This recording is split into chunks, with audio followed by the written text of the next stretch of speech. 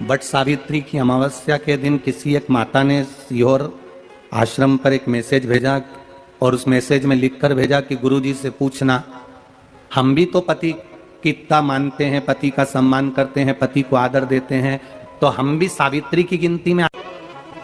सीहोर से मैसेज आया कि गुरुजी वो ऐसा ऐसा पूछा गया है, आप बताओ क्या कहना है। हमने कहा कह दो, जब बट सावित्री आती है तभी तुम पति को प्रणाम करती हो, जब दिवाली आती है तब पति को प्रणाम करती हो, जब करवा चौथ आती है तभी चलनी में मुंह देखती हो, बाकी के समय तो तुम जूड़ा बांध के ऐसी बोलती हो कि पति थर थर कांपता है।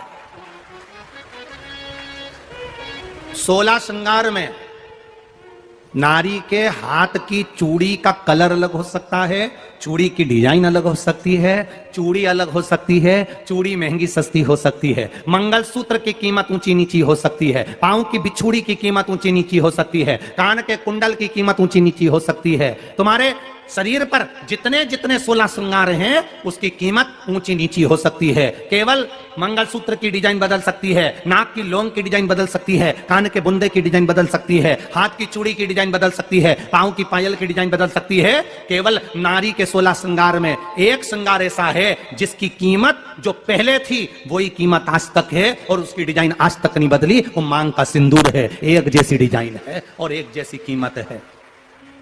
सारे श्रृंगार की कीमत अलग है, पर मांग में जो सिंदूर डाला जाता है वो एक कीमत का होता है, एक डिजाइन का होता है और एक जैसा होता है और वो सबसे भारी होता है। सावित्री यमराज से कह रही है मेरे पति को छोड़ दो। यमराज कह रहा है सावित्री तेरा पति मर चुका है, मांग के सिंदूर को पोंछ दे। सावित्री कहती है पूरा श्रृंगार उतार दूंगी पर मांग का सिंदूर नहीं पूछने दूंगी। तब यमराज ने कहा जब तक तू मेरे मांग का अपनी मांग का सिंदूर नहीं उतारती तब तक तू मेरे पास नहीं आ सकती। भगवान यमराज से सावित्री ने कह दिया मैं भी तुझे वचन देती हूं यमराज, मेरी मांग में जब तक सिंदूर है, जैसे सीता ने लाइन, लक्ष्मण जी ने लाइन खींच दी थी और सीता पार नहीं जा सकती थी, मैं भी तुझे वचन देती हूं जब तक नारी की मांग में सिंदूर है तब तक तू उसके पति को उसके सामने लेकर नहीं जा सकता। यह भी मैं तुझे कह देती हूं। यमराज भैंसे पर सवार होकर सत्यवान को लेकर जा रहा था, सावित्री से वचन पर वचन चल रहे थे, अड़ के पेड़ के नीचे छोड़कर आए। क्या चाहिए तुझको, क्या चाहिए तुझको, क्या दूं मैं तुझको, कुछ मांग ले मुझसे।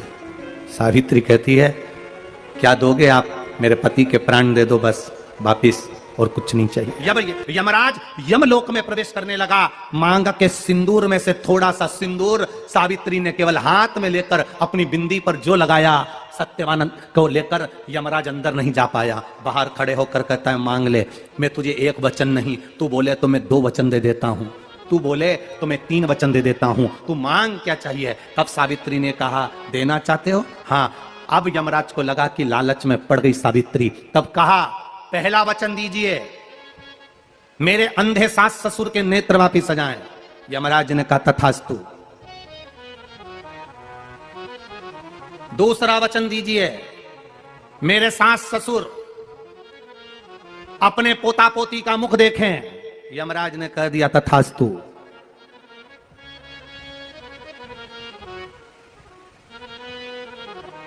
जाओ। यमराज जाने लगे, फिर आग जलने लगी, कहने लगे अब मैं अंदर क्यों नहीं जा पा रहा हूं।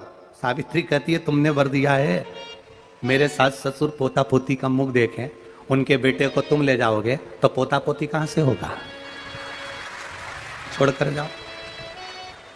सावित्री है, पति को वापिस लेकर आ गए।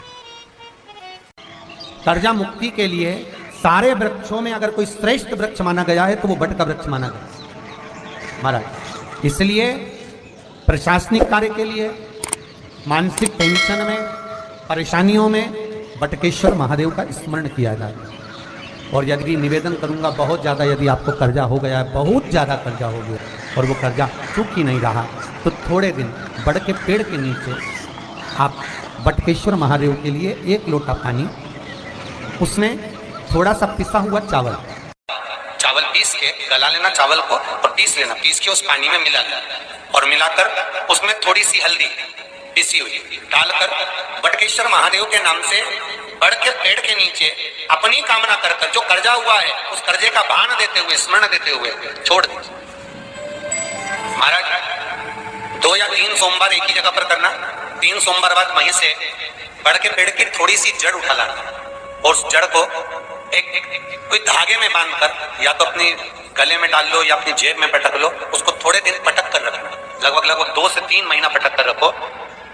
वो जड़ जैसे बड़ का पेड़ विस्तार होता है, पानी गिरे ना गिरे, जल वृष्टि हो ना हो, गर्मी पड़े ना पड़े, उसको कोई फर्क नहीं पड़ता, बड़ का वृक्ष आप रूप फैलता जाता है, उसकी जड़ें अपने आप प्रबल होती है। उसी तरह ये बटकेश्वर महादेव कहीं से भी अगर जड़ आपके पास में रखी है 1 महीना 2 महीना 3 महीना तक, तो ये जड़ अपने आप लक्ष्मी को पकड़कर खींच कर लाती है और कर्जे से मुक्त कर देती है। बटकेश्वर महादेव वट वृक्ष के नीचे दिया लगाकर एक लौंग का जल या लौंग भगवान बटकेश्वर महादेव के नाम से भी अगर शिव को समर्पित करी है तो ये निश्चित है कि कर्जा कितना भी भारी होगा वो कर्जे से मुक्त कर। मेरा निवेदन, जिन कन्या और वर के विवाह नहीं हो रहे वो सोमती अमावस्या के दिन जाकर बाबा पीपल के पेड़ की फेरी अवश्य दें, 108 नहीं बने 7 अवश्य दें, पूजन कर कर दिया लगाकर घी का दीप प्रज्वलित कर कर बड़े आनंद में पीपल देव का पूजन।